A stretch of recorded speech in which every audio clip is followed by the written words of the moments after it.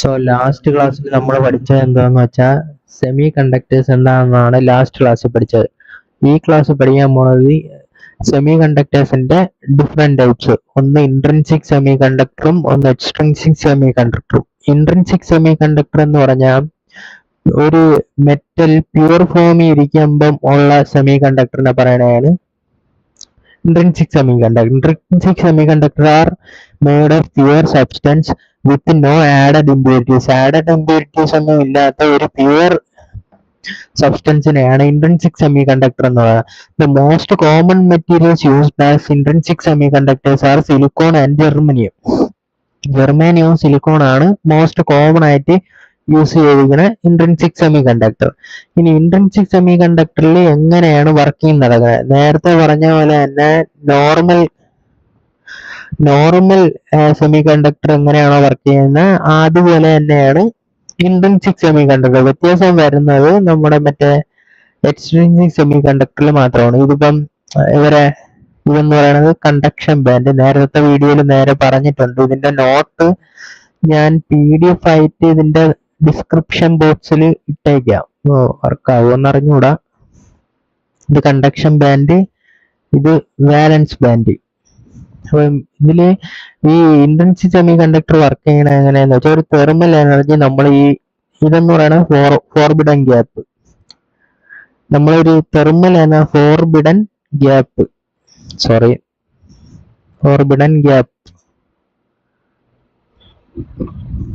നമ്മൾ intrinsic semi conductor എങ്ങനെയാണ് നമ്മളൊരു തെർമൽ എനർജി കൊടുക്കുകയാണ്.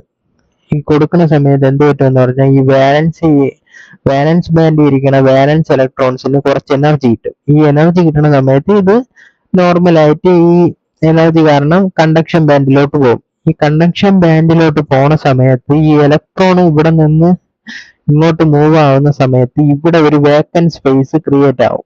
ഈ വേക്കൻറ്റ് സ്പേസിനെ പറയണതാണ് ഹോള്. അപ്പം ഒരു ഇലക്ട്രോൺ ഒരു വാലൻസ് ബാൻഡിൽ നിന്ന് ഇതിലോട്ട് ട്രാൻസ്ഫർ ആവുന്ന സമയത്ത്, അതായത് വാലൻസ് ബാൻഡിൽ നിന്ന് കണ്ടക്ഷൻ ബാൻഡിലോട്ട് ട്രാൻസ്ഫർ ആവുന്ന സമയത്ത് അവിടെ ഒരു ഇലക്ട്രോൺ ഹോൾ പെയർ ക്രിയേറ്റ് ആവും. അതായത് ഓരോ ജമ്പിനും ഒരു ഇലക്ട്രോൺ ജമ്പ് ചെയ്യുന്ന സമയത്ത് ഒരു ഹോൾ ക്രിയേറ്റ് ആവും.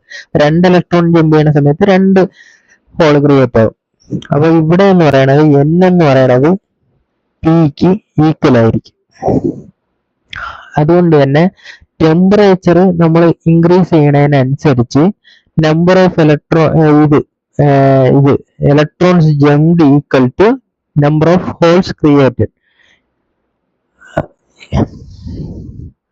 ഇത് നോർമൽ സെമി കണ്ടക്ടർ ആയതുകൊണ്ട് തന്നെ ഇതിന്റെ ഇലക്ട്രിക്കൽ കണ്ടക്ടിവിറ്റി എന്ന് പറയുന്നത് വളരെ കുറവായിരിക്കും. ഇത് ടെമ്പറേച്ചർ ഡിപ്പെൻഡ് ആണ്. നമ്മൾ ടെമ്പറേച്ചർ എത്ര കൂട്ടുന്നോ അത് ഒരു സാച്ചുറേഷൻ പോയിന്റ് വരെ ഇതിനുള്ള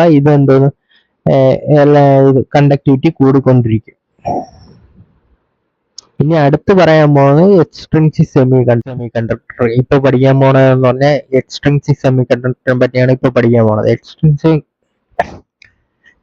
എക്സ്ട്രിൻസിക് സെമി കണ്ടക്ടർ എന്ന് പറഞ്ഞാൽ വേറൊന്നുമല്ല, നമ്മളെ ഇൻട്രിൻസിക് സെമി കണ്ടക്ടർ ഉണ്ട്, അതിലോട്ട് ഒരു സ്മോൾ എമൗണ്ട് ഓഫ് ഇമ്പ്യൂരിറ്റീനെ ആഡ് ചെയ്യണതിനെയാണ് എക്സ്ട്രിൻസിക് സെമി കണ്ടക്ടർ എന്ന് പറയുന്നത്.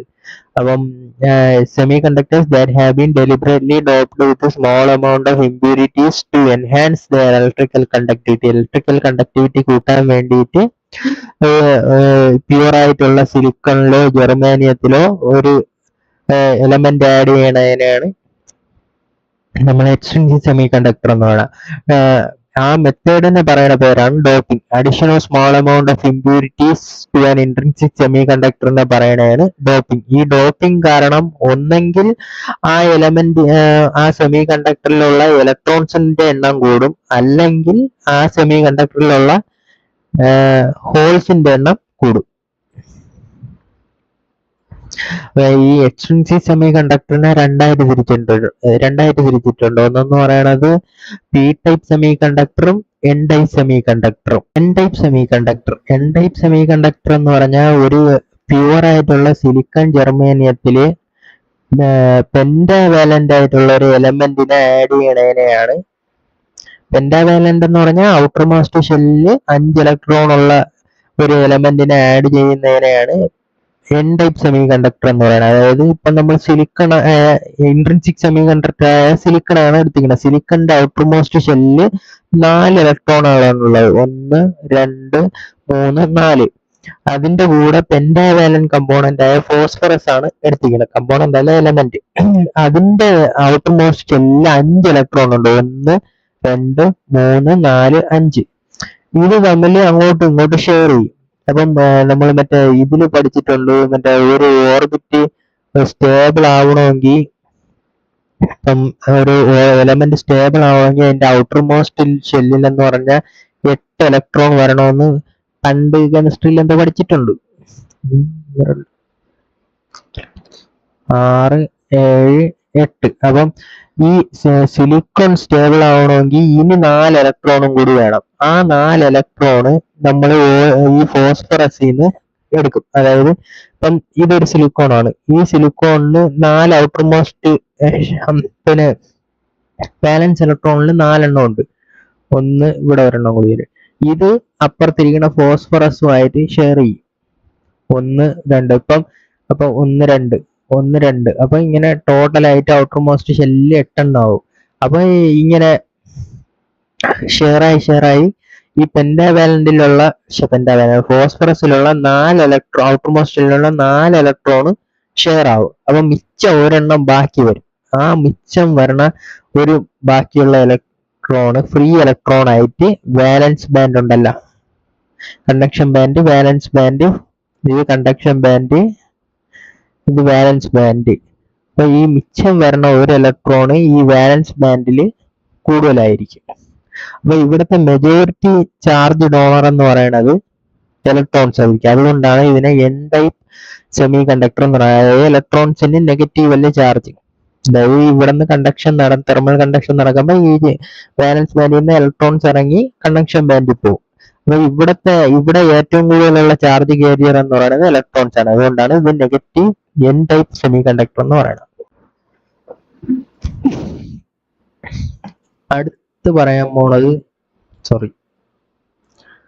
പറയാൻ പോണത് P type semiconductor. P type semiconductor എന്ന് പറഞ്ഞാൽ ഒരു പ്യുവർ ഇൻട്രിൻസിക് സെമി കണ്ടക്ടറിൽ ഒരു ട്രൈവാലന്റ് ഇമ്പ്യൂരിറ്റി ആഡ് ചെയ്യണതിനെയാണ് പി ടൈപ്പ് സെമി കണ്ടക്ടർ എന്ന് പറയുന്നത്. ഉദാഹരണത്തിന് ഇപ്പൊ നമ്മളിവിടെ എടുത്തു വെച്ചിരിക്കുന്ന പ്യുവർ ഇൻട്രിൻസിക് സെമി കണ്ടക്ടർ എന്ന് പറയുന്നത് സിലിക്കോൺ ആണ്. സിലിക്കണിന്റെ ഔട്ടർ മോസ്റ്റ് ഷെല്ലിൽ 4 എണ്ണം ഉണ്ട്. അപ്പൊ ഇത് സ്റ്റേബിൾ ആവണമെങ്കിൽ ഇതിന്റെ കൂടി ഇനി എന്തോന്ന് വേണം, 4 ഇലക്ട്രോൺ കൂടി വരണം. 8 എണ്ണം ആയാലും സ്റ്റേബിൾ ആവുള്ളൂ. അപ്പൊ ഇതിൽ ആഡ് ചെയ്തിരിക്കുന്ന ഇമ്പ്യൂരിറ്റിയുടെ ഔട്ടർ മോസ്റ്റ് ഇലക്ട്രോൺ എന്ന് പറയുന്നത് 3 ആണ്. അതായത് ബോറോൺ 3. അപ്പം ബോറോണിന്റെ ഔട്ടർ മോസ്റ്റ് ഷെല്ലിൽ 3 എണ്ണേ ഉള്ളൂ. 1 2 3. ഇത് അടുത്തിരിക്കുന്ന സിലിക്കണുമായിട്ട് ഷെയർ ചെയ്യും. ഇതും ഈ സിലിക്കണുമായിട്ട് ഷെയർ ആയി, ഇതും ഈ സിലിക്കണുമായിട്ട് ഷെയർ ആയി, ഇതും ഈ സിലിക്കണുമായിട്ട് ഷെയർ ആയി. ഇനി ഇവിടെ ഇരിക്കുന്ന സിലിക്കണിന് ഷെയർ ചെയ്യാൻ ഒന്നുമില്ല. അപ്പൊ ഇവിടെ ഒരു ഹോൾ ഷെയർ ആവും. ഈ ഹോളിനെയാണ് നമ്മൾ പോസിറ്റീവ് എന്ന് പറയണത്. അപ്പൊ ഇവിടെ എന്ന് പറയുമ്പോൾ നമ്മൾ ഈ വാലൻസ് ബാൻഡ്, കണ്ടക്ഷൻ ബാൻഡ്, ഇത് കണ്ടക്ഷൻ ബാൻഡ് വരച്ച് മടുത്ത്, കണ്ടക്ഷൻ ബാൻഡ്, ഇത് വാലൻസ് ബാൻഡ്. അപ്പൊ ഇവിടുത്തെ വാലൻസ് ബാൻഡിൽ ഇലക്ട്രോൺസിനെക്കാളും കൂടുതൽ ഇങ്ങനെയല്ല, ഇവിടുത്തെ വാലൻസ് ബാൻഡിൽ ഇലക്ട്രോൺസിനെക്കാളും കൂടുതൽ ഹോൾസ് ആയിരിക്കും. ഹോൾസ് എന്ന് പറയുന്നത് ഇലക്ട്രോൺസിനെക്കാളും കൂടുതലായിരിക്കും. ഇവിടെ ഹോൾസ് കൂടുതലായിരിക്കും. അപ്പൊ ഇവിടുത്തെ മെജോറിറ്റി ചാർജ് കാരിയർ എന്ന് പറയുന്നത് ഹോൾസ് ആണ്. ഈ ഹോൾസ് എന്ന് പറയുമ്പോൾ പോസിറ്റീവ് ചാർജ് ആണ്. അതുകൊണ്ടാണ് ഇതിനെ പി ടൈപ്പ് സെമി കണ്ടക്ടർ എന്ന് പറയുന്നത്.